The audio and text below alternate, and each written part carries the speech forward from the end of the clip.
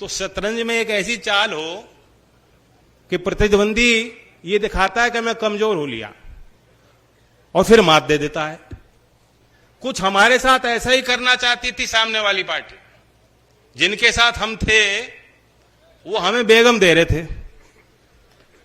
और राजा मारना चाह रहे थे। बताओ, अखिलेश यादव हमें 6 और 7 का गणित सिखा रहे थे, जबकि बीजेपी और आरएलडी का गठबंधन 1 और 1 11 का है। ये बयान किसी और का नहीं बल्कि अखिलेश के ही पुराने दोस्त रहे जयंत चौधरी का है। दरअसल राष्ट्रीय लोकदल के मुखिया जयंत चौधरी ने यूपी में समाजवादी पार्टी से गठबंधन तोड़ने पर बड़ा बयान दिया है। उन्होंने कहा कि शतरंज के खेल में सामने वाले को कमजोर कर मात देनी पड़ती है।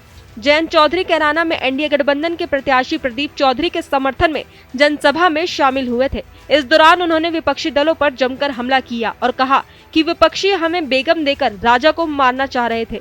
अखिलेश तो हमें 6 और 7 का गणित सिखा रहे थे। गठबंधन में 1 और 1 11 होता है। रणनीति, सामाजिक जीवन और राजनीतिक जीवन में रणनीति होनी चाहिए। यही नेता का काम होता है। शतरंज भी यहां खेलते होंगे, किसी को शौक है शतरंज का?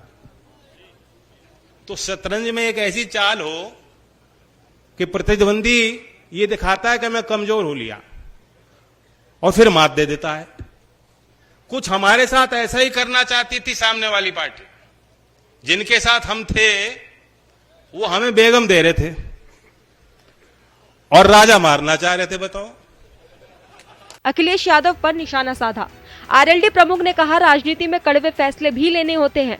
विपक्षी हमें मात देना चाहते थे, लेकिन हमें कोई मलाल नहीं है। उनकी अपनी जिम्मेदारी है और हमारी अपने लोगों के प्रति जिम्मेदारी है। जीवन में कड़वे फैसले लेने होते हैं, लोग मनाने पड़ते हैं। कभी कभी जनता फैसला लेती है और नेता को मानना पड़ता है। जयंत चौधरी ने बीजेपी के साथ गठबंधन पर कहा, हम जो कर सकते थे किया, अब फैसला जनता को करना है। शतरंज के खेल में सामने वाले को कमजोर कर मात देनी पड़ती है। इस दूरी का उन्हें कोई मलाल नहीं है।